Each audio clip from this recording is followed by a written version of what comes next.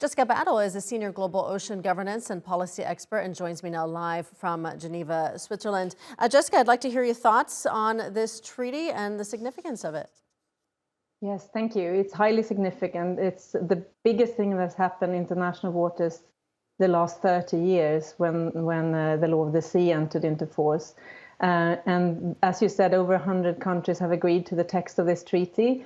And we have high hopes for this treaty actually then making impact on the water, protection for species, protection for the ecosystem, to provide for the future for us and for our children.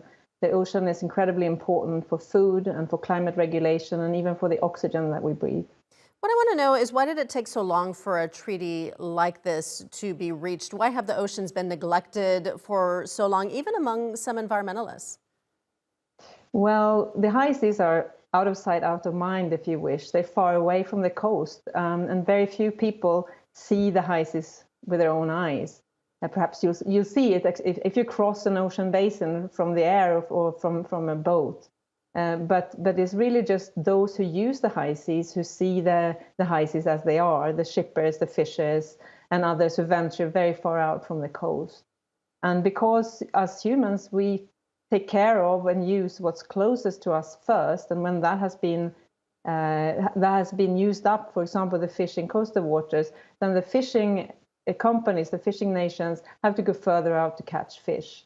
And it isn't until now that also science is starting to catch up on the high seas. We understand now how important they are for migratory species such as whales and turtles and fish that we eat to migrate very far along their life cycles, but also, as I said, for climate regulation.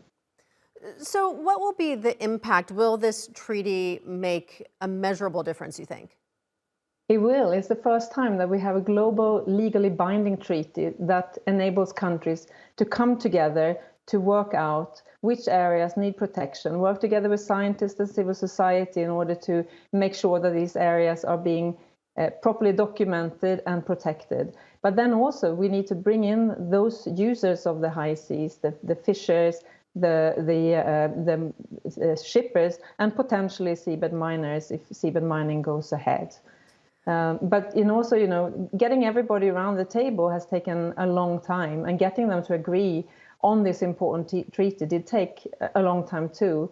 And as you mentioned, the 30% of the ocean that should be protected by 2030, according to agreements globally, that's sort of the next task now for this treaty to achieve. So, Jessica, quickly, if you can, what about the rest of the oceans beyond the 30%? Are they not at risk as well? Yes, of course. I mean, so what this treaty will also do is it will ensure that all activities that are planned on the high seas are going through an environmental assessment process, so that all activities are assessed to see whether they will cause significant harm. And if they do, they will need to be regulated, reduced, perhaps be taking place in another area that might be less sensitive, or not taking place at all. All right, we'll leave it there. Jessica Battle joining us from Geneva. Thank you so much.